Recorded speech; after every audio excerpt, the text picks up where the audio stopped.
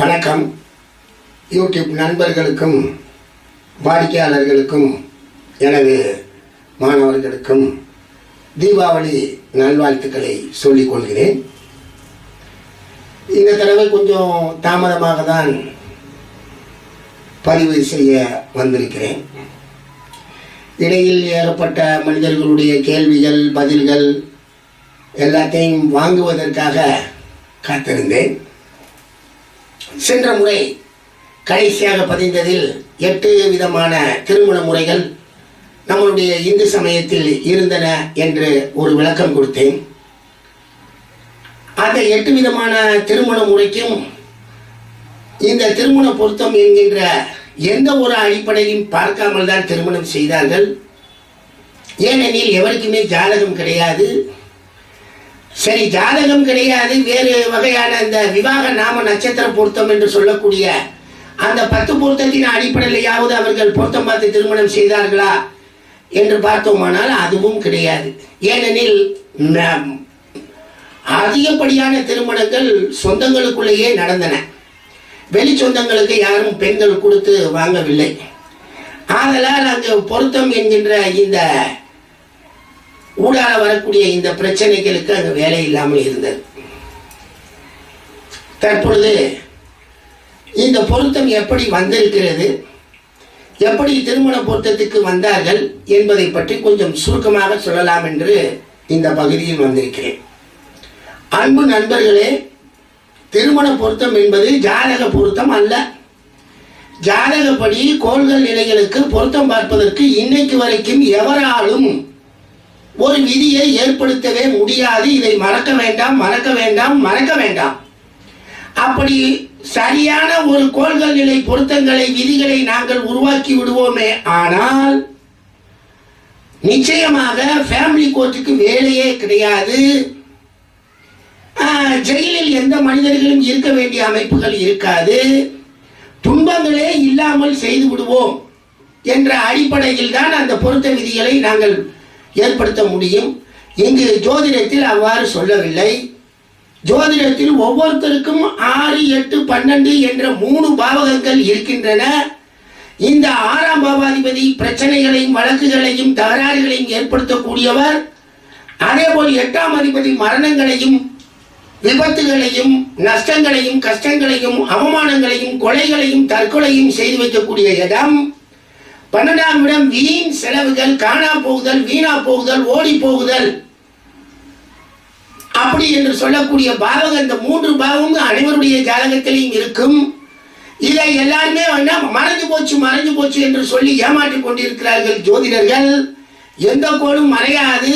இந்த பலன்களை கொஞ்சம் இலைமறைவு கைமறைவாக சொல்ல வேண்டும் என்று மறைத்து சொல்ல வேண்டும் என்று சொல்லக்கூடிய வார்த்தை மறைவி, அது மறைஞ்சு போச்சுன்னு சொல்லக்கூடிய அளவுக்கு இன்றைக்கு ஜோதிடர்கள் படித்தவர்கள் யாரும் இல்லை.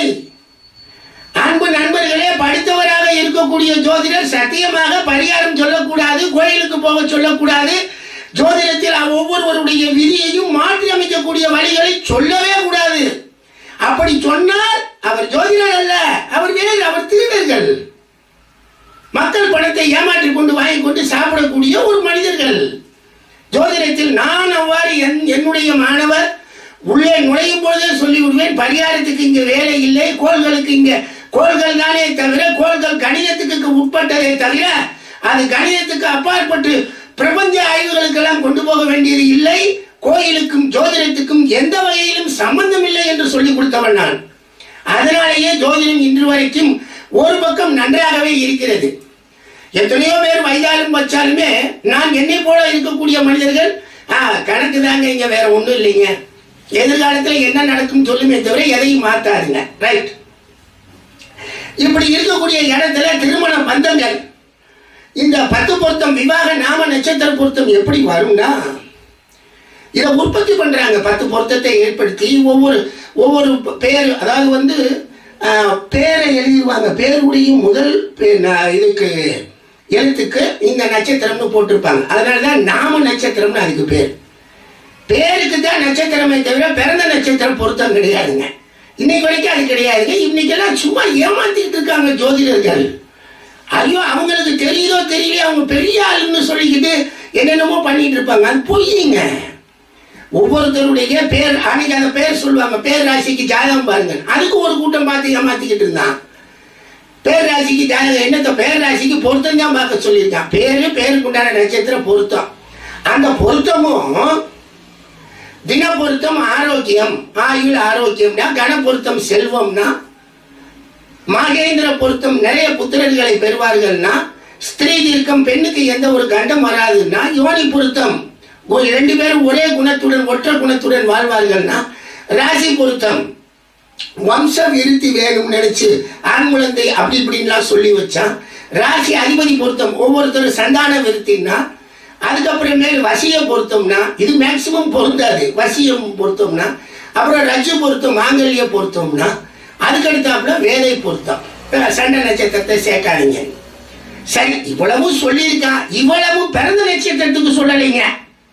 ஒருவருடைய பெயரின் முதல் எழுத்தில் வரக்கூடிய நட்சத்திரம் எதுவோ அந்த தொடர் நட்சத்திரத்துக்கு தான் பொருத்தமாக்க சொல்லியிருக்கு. அன்னைக்கு அப்படித்தாங்க இருந்துச்சுன்னா யாருக்குமே ஜாதகம் எழுதலைங்க. ஜாதகம் எழுதி 100 வருஷம் கூட ஆகலைங்க. ஆனா சிறு வயதுல கல்யாணத்தை பண்ணக்கூடாதுன்னு சொல்லி, அப்புறம் ருதுவான பின்னாடி திருமணம் செய்யலான்னு சொல்லி, ருதுவான பின்னாடி திருமண முறை போகும்போது, வெளிச்சொந்தத்துக்கு போகும்போது மக்கள் வெளிச்சொந்தத்துக்கும் ஒரு நம்பிக்கை ஏற்படுத்துவதற்காக இந்த திருமண பொருத்தத்தை கொண்டு வந்தோமே தவிர வேற ஒன்றும் இல்லைங்க. சார், திருமண பொருத்தத்தில் விதிகள் இருக்கு இல்லைன்னு சொல்லல, ஆனா விதி விலக்கும் இருக்கு. இந்த விதி விலக்கு தான் நமக்கு ரொம்ப ரொம்ப முக்கியம். ஏன்னா அவன் என்ன சொல்லியிருப்பான், எல்லாம் இருக்கு, ரஜு மாங்கல்யம் ஏவச்ச, ரஜு ஒரு பொருத்தம் இருந்தால் மற்ற 9 பொருத்தம் இல்லாட்டினாலும் திருமணம் செய்யணும் ஒரு விதி கொடுத்துருப்பான். இன்னொரு விதியில என்ன சொல்லியிருப்பான்னா, ஏகாதிபத்தியம் மைத்ரேவா சமசப்தமா ஏவச்ச ரச்சு ராசி கடை தோஷம் நவீத்தியதே அப்படிமா. அதாவது என்னன்னு கேட்டீங்கன்னா, எப்படியாவது ஒரு வகையில திருமணத்தை செய்யக்கூடிய அடிப்படைக்கு இந்த ஜோதிட வழிமுறைகளை பயன்படுத்திக்கங்க. நீங்க பாட்டுக்கு கல்யாணம் பண்ண வேணாம் பண்ணக்கூடாது அப்படின்னு சொல்றதுக்கு போகாதீங்கன்னு சொல்லி சும்மா சுலபமாக சொல்லப்பட்ட இந்த திருமண பொருத்த விஷயம் இன்னைக்கு மக்களை போட்டு பயமுறுத்தி கல்யாணம் பண்ண விடாமையே போயிட்டாங்க. மக்களுக்கு தைரியம் இல்லைங்க. உண்மையிலே நமக்கு அதெல்லாம் கொஞ்சம் வருத்தமாக தான் இருக்கு. ஏன் மக்கள் பயப்படுறாங்கன்னு தெரியல. என்னமோ நடக்க போற விதியை மாற்ற போற மாதிரி ஜோசியன் அவனே. ஏங்க நல்லா கவனிங்களேன், புத்திர தோஷம் இருக்கு, கலத்திர தோஷம் இருக்கு, செவ்வாய் தோஷம் இருக்கு, ராககேது தோஷம் இருக்கு, நாக தோஷம் இருக்கு, சர்ப்ப தோஷம் இருக்கு. இதெல்லாம் பொய்யா சொல்றானே, இந்த தோஷம் எல்லாம் மாத்திட முடியுமா? அவன் என்ன சொல்றான் தெரியுங்களா, அவனுக்கு காசு கொடுத்துட்டீங்கன்னா பரிகாரம் பண்ணா சரியாயுமா? இது எப்படிங்க? இதை நீங்க நம்புவீங்களா? நல்லா கவனிங்க. எந்த ஜோசியனாவது போய் எங்கேயாவது பரிகாரம் பண்ணியிருப்பானா? சரி, எந்த ஐயராவது பரிகாரம் பண்ணக்கூடிய அவன் ஐயரை கூட்டிட்டு வந்தா, பரிகாரம் பண்றவனா இருந்தாலும் சரி, அது ஐயரா இருந்தாலும் சரி, யாரோ ஒரு ஆள் இவங்க எங்கேயாவது போய் பரிகாரம் பண்ணியிருப்பாங்க? கொஞ்சம் யோசனை பண்ணி பாருங்களேன். இவங்களுக்கு தோஷம் இல்லாமையா ஜாதகம் இருக்கு, இவங்க வீட்டில் தோஷம் இல்லாமையா இருக்கும், எல்லாம் தானே இருக்கான். அப்ப மாத்திரம் இவங்க சொல்றது எல்லாம் பகவான் செயல், எது வந்தாலும் ஏற்றுக்குவான். ஏன்னா அதே தான் மக்களுக்கு சொல்லணும். அதை என்ன மக்களை மாற்றி விடுறீங்க? ஒரே ஏமாற்று இல்லைங்க. அதெல்லாம் இவருக்கு காசு கொடுத்துட்டா உங்களுக்கு தோசை விளையிடும், இவர் கூட்டி கொண்டாந்து ஒரு பூஜை பண்ணிட்டா தோசை விளையிடும். அது எப்படிங்க பூஜையில தோசை விலகும்? அப்படின்னா எதுக்குங்க ஆஸ்பத்திரி இருக்கணும், எதுக்குங்க கோர்ட் இருக்கணும், எதுக்குங்க ஜெயில் இருக்கணும்? எல்லாத்தையும் பரிகாரம் பண்ணி ஒரு வகையில முடிச்சுட்டு போயிடலாம்லங்க. சும்மாங்க நீங்க பயந்தீங்கன்னா அவங்க ஏமாத்துவாங்க. நீங்க பயப்படாம இருந்தீங்கன்னா அவங்க உங்களை ஏமாத்தலாம் முடியாது. உங்க பயம்தான் அவங்கள பணம் பண்ண வைக்கிது. நீங்க கொஞ்சம் தைரியமா நில்லுங்க, சத்தியமா அவங்க உங்களை ஏமாத்தவே முடியாது, ஒண்ணுமே பண்ண முடியாது உங்களை. இது உங்ககிட்ட இருக்கக்கூடிய விஷயம். நீங்க தைரியமான இருந்தீங்கன்னா சத்தியமா அவங்க உங்களை ஏமாத்துறதுக்கு உண்டான வாய்ப்பே இருக்க. கவனம் ஒண்ணு. ரெண்டாவது, திருமணம் பண்றதுல இந்த 10 பொருத்தம் தான் வந்துச்சு தவிர இன்னைக்கு இந்த ஜாதக பொருத்தம் எல்லாம் பார்த்து திருமணம் பண்றோம். தோச சாமி இதெல்லாம் புரியுதாங்க. ஹலோ, எத்தனை பேர் இங்க உட்கார்ந்துகிட்டு இருக்காங்க. சார் இது இப்படி இருக்கு இப்படி ஆகி போச்சு. ஒருத்தர் போன் பண்றாருங்க, சார் நானும் மனைவியும் கல்யாணம் பண்ணி 5 வருஷம் ஆச்சு, 2 குழந்தை வேற பெற்று போச்சு. இப்போ என் மனைவிக்கு என்னன்னு கேட்டீங்கன்னா, திடீர்னு இந்த நெத்தியில ஒரு காயத்தில் முட்டிக்கிட்டாங்க, முட்டினவங்க உடனே 1/2 மணி நேரத்தில் இறந்து போயிட்டாங்க. எங்களுக்கு எதுவும் பொருத்தம் சரியில்லையா அப்படின்னு கேட்குறாரு. நல்லா கவனிங்க, அவங்க இறந்து போயிட்டாங்க, அது அவங்களுடைய ஆயுள் முடியுது, அவங்களுக்கு விழுந்து எதுவும் பொட்டுக்குழியில ஒரு காயம் பட்டுக்கு இறந்துருக்காங்க, ஒத்துக்குவோம். இதுக்கு இவர் பொருத்தம் சரியான்னு பாக்குறாரு. அது எவ்வளவு பெரிய தப்பு பாருங்க. அப்ப 5 வருஷம் வாழ்ந்த வாழ்க்கை என்ன வாழ்க்கை? அது பொய்யான வாழ்க்கைங்களா? இப்படித்தாங்க இந்த மனிதர்கள் என்ன யமன் பழி ஏத்துக்க மாட்டான்னு அப்போ எங்க வீட்டுல எல்லாம் சொல்லுவாங்க. செத்தா இந்த அவனால செத்தா இவனால செத்தான்னு சொல்லுவாங்க. செத்தது உண்மையிலே யமன் கொண்டு போயிட்டான் உயிரை, ஆனா யமன் பழி ஏத்துக்க மாட்டான் அப்படின்ற மாதிரி ஒரு பழமொழி இருக்கிற மாதிரி எதுவும் அதெல்லாம் கிடையாதுங்க. பொருத்தம் ஏங்க அவங்கவுங்க ஜாதகப்படிதாங்க வாழ்க்கை. எல்லாமே அவங்கவுங்களுக்கு வாழணுன்றப்ப வாழ்வாங்க. ஏங்க எங்கேயுமே சொல்லலைங்க ஒருத்தவங்க ஒரு ஜோசியர் சொல்லி இந்த ஜோசியர் எல்லாம் மிரட்டாங்க. இந்த ஜாதிக்கு 2 தார யோகம் வரும், 3 தார யோகம் வரும். யாருக்குடா 1 தார யோகம்? எங்க நாங்க சொல்லியிருக்கோம்? எங்க கேளுங்க நீங்க. 1 தார யோகம் உள்ள அமைப்புள்ள ஒரு ஜாதக கோளை உருவாக்க சொல்லுங்க பாப்போம். இவங்க உருவாக்கிட்டாங்கன்னா அந்த கோள் நிலை யாருக்கு வரும், எப்ப வரும் கண்டுபிடிக்க சொல்லுங்க பாப்போம். இதெல்லாம் பொய்யுங்க. எப்பயுமே வந்துங்க எங்க வீடு பலதா இருக்குது, பதவிகள் பல பதவிகள் வருது, எல்லாமே பலவற்றையா இருக்கிறப்ப இது மாத்திரம் ஒரு மனைவி இது கட்டுப்பாடுங்க. இது சமூக கட்டுப்பாடுல ஒரு மனைவி ஒரு கணவரோட வாழ்றோம். பிடிக்கலாம் ரொம்ப பிரச்சனையாச்சுன்னா விலைக்கு போய் இன்னொன்று தானே பார்க்க வேண்டி இருக்கும். உடனே பொருத்தம் சரியில்லை. போய் யார் சொன்னது பொருத்தம் சரியில்லைன்னு? பொருத்தம் வந்து எங்களை பொறுத்த வரைக்கும் உண்மையிலேயே என்னுடைய ஆய்வு நிறைய பண்ணியாச்சுங்க. 30 வருஷமா இந்த வேலை தாங்க பார்த்தாச்சு. என்னங்க பொருத்தத்தில் அவன் சொல்லியிருக்கிறதே என்னன்னு கேட்டீங்கன்னா நிறைய விதிகளை போட்டு குழப்பிக்கிறதெல்லாம் அவன் சொல்லவே இல்லை. அங்க வேலையும் இல்லை. தோஷத்துக்கு தோஷம் பொருத்தலாம் அப்படின்னா போய்ங்க. அதெல்லாம் ஏங்க இதுவே தோஷம், இன்னொரு தோஷத்தை கட்டி எப்படிங்க அழுவீங்க? அது வீடாங்க. அது ஒன்று தோஷமா இருந்து ஒன்று தோஷம் இல்லாட்டினா அந்த வீடு கொஞ்சம் பார்க்கறதுக்கு நல்லா இருக்கும். இதில் அது வேறங்க. இது என்னென்ன முடியுமோ எல்லாம் சொல்லுவாங்கங்க. கொஞ்சம் பார்த்துக்கணுங்க நம்ம. ஆக திருமணம் பொருத்தம் வந்துச்சுங்க. நானும் இப்பவும் என்ன சொல்றேன்னா திருமணம் பொருத்தம் பார்த்து தான் செய்யணுமா? சத்தியமா சொல்லலைங்க எங்கேயுமே. சகுனம் உனக்கு நல்லா இருந்தா பிடிச்சிச்சுன்னா கல்யாணம் பண்ணிக்கன்னு தான் சொல்லியிருக்குங்க.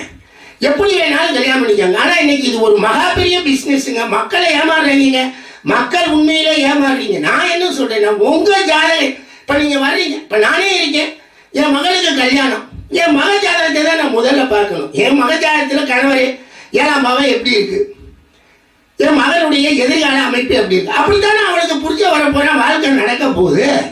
இதை எப்படி பொருத்தம் பார்த்து 2 பேரையும் சரி பண்ணிட முடியுமா? அப்படி ஒண்ணு நடக்கிறதா இருந்தா தான் இந்த உலகத்துல ஜோதிடம் உண்மையா போயிருங்க. உண்மை ஜோதிடம் உண்மை. ஜோதிடம் வந்து மாற்று வழிக்கு உண்டான அமைப்பை உற்பத்தி பண்ணிருங்க. ஜோதிடம் மாற்று வழி கிடையாதுங்க. எதிர்காலம் என்னன்னு சொல்லிட்டு போயிருமுங்க. எதிர்காலத்துல நடக்கும் அல்லது நடக்காது அவ்வளவுதாங்க அப்படின்ட்டு போயிடும். மாற்றி அமைக்காது. மாற்றி அமைக்கிற வேலை ஜோதிடத்துல இல்லைங்க, ஒரு இடத்துல கூட இல்லைங்க. ஆனா இந்த ஜோசியர்கள் ஏமாத்திக்கிட்டே இருப்பாங்க. மாற்றி அமைக்கிறேன்னு சொல்லி உங்ககிட்ட காசை வாங்கி ஏமாத்துவாங்க. அவங்களுக்கு பணம் கொடுத்துட்டீங்கன்னா எல்லாமே சரியாயிடும். எப்படி பாருங்க, அவங்க வாங்கி பணத்தில் போட்டாங்கன்னா சரியாயிடும். ஏன் இப்படி ஏமாறுறீங்க? தயவு செய்து ஏமாறாத போறீங்க. மக்களே தைரியப்படுங்க. உங்க ஜாதகம் என்னன்னு பாருங்க. உங்க ஜாதகப்படிதான் உங்களுக்கு கணவர் வருவார், உங்க ஜாதகப்படிதான் உங்களுக்கு மனைவி வருவாங்க. கல்யாணம் பண்ணுங்க. அதை விட இப்ப கூட ஒருத்தர் கேட்டார் காலையில, நான் காதலிக்கிறேன், அந்த பொண்ணு வந்து ஆயில்யம், நான் பூரம், ஏன்னா பூனையும் எலியும் சொல்லி நான் பிடிக்கலைனாங்க. 2வது ஆயில்யம் மாமியாருக்கு ஆகாதுன்னு வேற சொல்லி கல்யாணம் பண்ணக்கூடாதுன்றாங்க. என்ன சார் செய்யறதுன்னாங்க. எப்பா ஆயில்ய நட்சத்திரம் கிட்டத்தட்ட பொம்பளைய பிறந்தே 13 கோடி பேர் உலகத்துல வாழ்றாங்க. இதுல எத்தனை பேருக்கு மாமியார் வந்து போய் உங்க கருத்தை பிடிச்சி கழிக்கிறாங்க கல்யாணம் பண்ணி? பொய்க்கு ஒரு அளவு இல்லையா? சரி, அது நிரூபிக்கப்பட்டதா? அது நடந்துச்சா? எங்கேயோ ஒரு இடத்துல நடக்குதுங்கிறதுக்காக அதுவே தோஷம்னா அப்ப எல்லா நட்சத்திரமும் கல்யாணம் பண்ணி மாமியார் சாகத்தான் செய்யறாங்க. அப்ப எல்லாருமே ஆயில்யம் சொல்லிட்டு போறதா? ஒரு அசுபதி நட்சத்திரம் கல்யாணம் பண்ணி வீட்டுக்கு போனோடனே அவங்க மாமியார் உடம்பு தீவிரம் செத்து போயிடுறாங்க. உடனே ஆயில்ய நட்சத்திரம் அப்படிலாம் கிடையாது. எல்லா நட்சத்திரத்திலும் எல்லாம் நடக்குங்க. இந்த பொருத்தம் பார்த்து சொல்லி மக்களை போட்டு குழப்பி அதுவும் அது தப்புங்க. உண்மையில அது ரொம்ப கொஞ்சம் வேதனையா இருக்குங்க. தயவு செய்து சொல்றேன், நான் மக்களுக்கு சொல்றது என்னன்னா, நீங்க கல்யாணம் பண்றதுக்கு ரெடியாகுங்க. இவங்களை நம்பாதீங்க. 7ல சனி இருக்கு, தோஷம் செவ்வாய் இருக்கு. அந்த தோஷம் எப்படி மறைய போகுது? இவனுக்கு காசு கொடுத்தா மறைக்குமாங்க? அதை அனுபவிச்சு தாங்க ஆகணும். சோம்பேறியா இருப்பாங்க. செவ்வாய் இருந்துச்சுன்னா கொஞ்சம் கோபக்காரரா இருப்பாங்க. கேது இருந்துச்சுன்னா கொஞ்சம் விட்டேத்திரியா இருப்பாங்க. ராகு இருந்துச்சுன்னா கொஞ்சம் பிடிவாங்க. இப்படி இருக்கத்தானுங்க. சரி, அது எப்படி மாறும்? அந்த குணம் தெரிஞ்சிருச்சுன்னா அந்த தெரிஞ்ச குணத்துக்கு தகுந்தபடி மாத்திக்கிறணுமே தவிர இவருக்கு காசு கொடுத்து பரிகாரம் பண்ணா சரியாயிருமா? ஒரு தோஷத்துக்கு தோஷம் சரியாகுமா? எப்படிங்க சரியாகும்? அது எப்படிங்க? அது ரெண்டும் கெடாதாங்க. நான் வந்து பார்த்தேன்ல, ராகுகேது இது வந்து அது ராகுகேது வந்து பிரியணும் நினைச்சாலும் உடனே பிரிஞ்சுப்பாங்க, சேர்க்க முடியாதுங்க. ஏன்னா ரெண்டுமே தோஷக்காரமா இருந்துச்சுன்னா எப்படி கேட்பீங்க? தோஷம் மாறாதுங்க, அது இருக்கதாங்க செய்யும். அதை இவங்க மாற்றுவேன்னு சொல்லி ஏமாற்றி உங்கள்கிட்ட பணம் வாங்குறாங்க பார்த்துங்க, அதுதாங்க 100% போய். கொஞ்சம் கவனமா இருங்க. கல்யாணம் பண்ணுங்க, பிடிச்சிருந்தா உடனே பண்ணிட்டு போயிருங்க. ஜோசியர்கிட்ட போய் கொடுத்து ஜாதகம் பார்த்து கல்யாணம் பண்ணாதீங்க. உங்களை பண்ணவே விட மாட்டாங்க ஜோசியர்கள். சார் அவங்களுக்கு ஒண்ணுமே தெரியாது சார், அவங்க பொய்யர்கள், மிகப்பெரிய பொய்யர்கள். நான் அதை நிரூபிக்க முடியும். எவர்கிட்ட வேணாலும் கூட்டு போங்க, நான் வர்றேன், அதை பத்தி நான் பேசுறேன். ஏன்னா அதை பத்தின முழுமையான ஆய்வுகள், முழுமையான விஷயங்கள் எல்லாம் கையில வச்சிருக்கேன். உண்மையிலே தரேன். நான் பொய் சொல்லலை, எனக்கு பொய் சொல்ல வேண்டிய அவசியம் கிடையாதுங்க. ஜோதிடம் கிட்டத்தட்ட 100%, 99% இந்த பரிகார லீலைகளையும் தோஷத்தை சொல்லி ஜோதிடர்கள் ஏமாற்றி கொண்டிருக்கிறார்கள். அதுல இருந்து ஜோதிடத்தை வெளியே கொண்டுட்டு வரணும். இது ஒரு நம்பிக்கையான எதிர்காலத்தை உணர்த்தக்கூடிய சாஸ்திரமே தவிர இது எதையும் மாற்றாதுங்க. பழைய நூல்ல சொல்லியிருக்கு, பழைய நூல்ல சொல்லிட்டு அது எதுவுமே ஆய்வுக்கு உட்படுத்துறீங்க, அது கூட பொய்யுங்க. எல்லாமே வந்து அடிப்படை கணித விதியில சொல்லியிருக்குமே தவிர அதுபடி நடந்துச்சா நடக்கலையான்னு யாருக்குமே தெரியாதுங்க.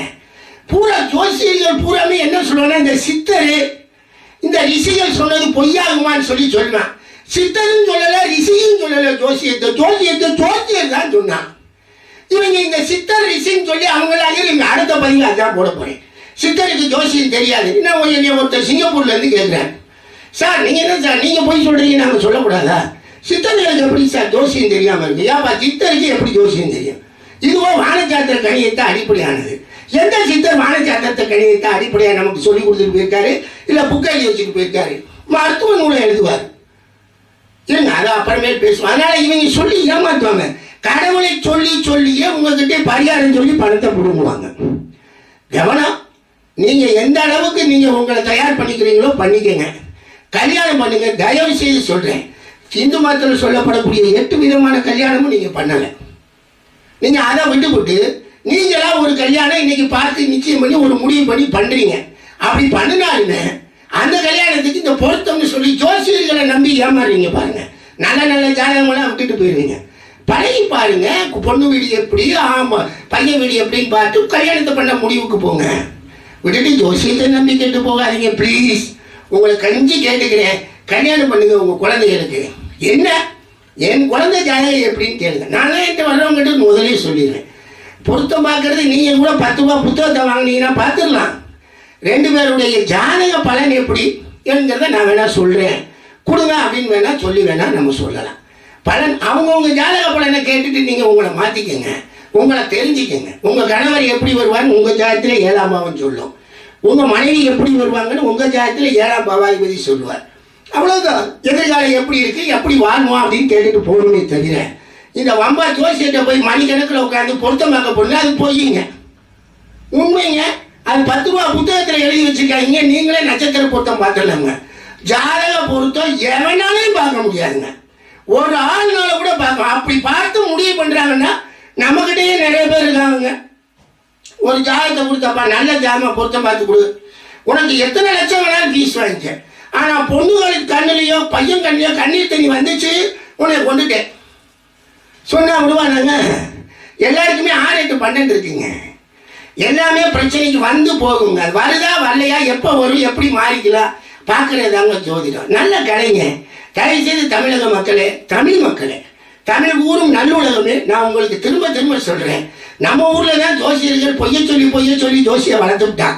அண்ணன் எத்தனை, தம்பி எத்தனை, மாமன் எத்தனை எழுதி வச்சு கேவலமுங்க. அவனுக்கு மனசாட்சி உறுத்தலைங்க. நம்ம பொய் சொல்றோமே சொல்லி அந்த ஜோசிய சொல்லலைங்க. முன்னாடி இருக்க மக்களை மழையனாக்கி ஏமாத்திக்கிட்டு ஐயோ வளர்த்துருக்காங்க. தயவு செய்து நம்பாதீங்க. போன உடனே உங்க ஜாதகத்துல அண்ணன் தம்பி எத்தனைன்னு சொல்றான்னா அவன் ஜோசியன், அவன் திருடேன். அவன்கிட்ட இருந்து முதல்ல வெளியே வந்துருங்க. ஏன்னா அவன் நம்ப வைக்கிறதுக்காக எழுதி வச்சதை சொல்றான். ஜாதகத்தில் கண்டுபிடிக்கவே முடியாதுங்க யாருனாலையும். அதை ஒருத்தர் நானா மீட்டிங்ல வர்றப்போ ஒருத்தர் சொன்னார், நான் கண்டுபிடிப்பேன். சும்மா ஏமாத்துவாங்க, திருட்டு போயிருங்க. ஒரு பேர் பக்கத்துல போனோம்னா ஐயா சாமின்னு காலை விழுவாங்க. நம்பாதீங்க. தயவு செய்து மக்களே, தமிழ் குரு நன்மக்களே, திருமணம் செய்யுங்க, திருமணம் செய்யுங்க. திருமணம் பிடிச்சிருந்தா எவரையும் கேட்காம திருமணம் பண்ணிட்டு போங்க. சும்மா வம்புக்கு போய்கிட்டு ஜோசியம் பார்த்தேன்னு சொல்லி ஏமாறாதீங்க. உண்மையிலே ஆணுக்கும் பெண்ணுக்கு பிடிச்சிருந்தா பெற்ற மக்கள் உங்களுக்கு விருப்பம் இருந்தா திருமணம் செஞ்சு வைங்க ப்ளீஸ். பாவம் இந்த ஜாதக பொருத்தம் எல்லாம் பார்த்தா உங்களுக்கு கெடுக்காதீங்க. எப்படியாவது கல்யாணம் பண்ணி வாழ்க்கையில நல்லா இருக்கட்டுமுங்க. தெரியாத தேவதையை காட்டிலும் தெரிஞ்சவங்க நல்லவங்க. தயவு செய்து அதுக்கு உண்டான வழிகளை செய்யுங்க. மிக்க நன்றி. தீபாவளி அதுமா இதை உங்கள்கிட்ட கேட்டுக்கிறேன். தயவு செய்து திருமணம் செய்யுங்க. இந்த மக்கள்கிட்ட இந்த சோசியங்கிட்ட போய் ஏமாறாதீங்க. ரொம்ப நன்றி நன்றி நன்றி.